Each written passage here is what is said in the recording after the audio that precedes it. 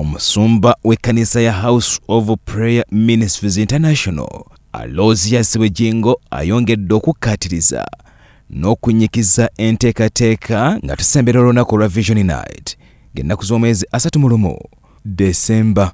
Naye ng'ennaku zino tutemaatema omulamwa Mukama gwe yatuwa ogugamba nti be still and know that I am God. I will be exalted among the nations. I will be exalted in the earth. Psalms 46 verse 10. Agamba nti Katonda bw'aba wakukolera tasosola muntu yenna nga n'olwekyo yeetaaga kimu kumumanya. The book of Acts chapter 10 verse 34. Awo Petero n'ayasamya akamwa ke n'agamba nti mazima ntegedde nga Katonda tasosola mu bantu. Sina birala bye njagala waawo, njagala olunyiri olulooka. Osobola ofuna ekintu nga pasita wo bwe bamusaba lisiti ey'abanaafuna ekintu ekyo takussaako. Yamanyi tosaanidde toyina bisaanyizo. Era olw'obutaba na bisaanyizo tuwulira ebigambo bingi bye batugamba kati nga gwe, kale nga gwe, kati gwe bannange ne bane temuggwa kwereega kakati gwe. Owulira ebigambo bingi n'owulira ng'oweddemu amaanyi.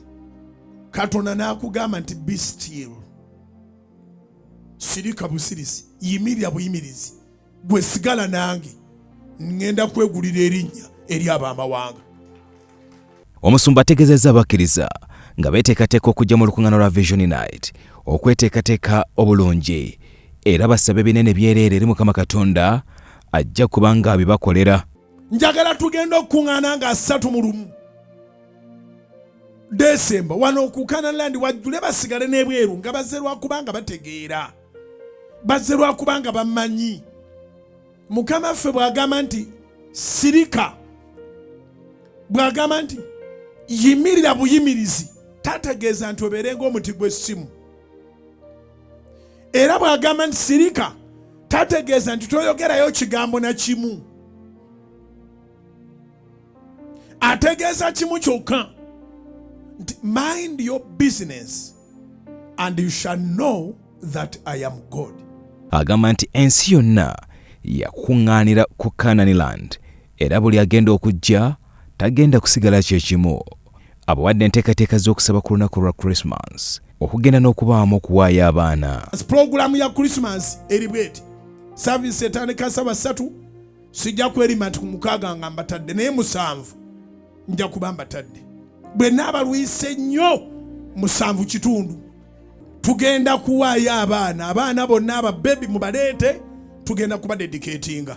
Nawe okijjukire nga nti omwana wange namuwaayo ku Christmas eri Katonda. Byatuwebaze Godfrey, Salt TV akuyita okubaawo ku Vision Night nga 31 December.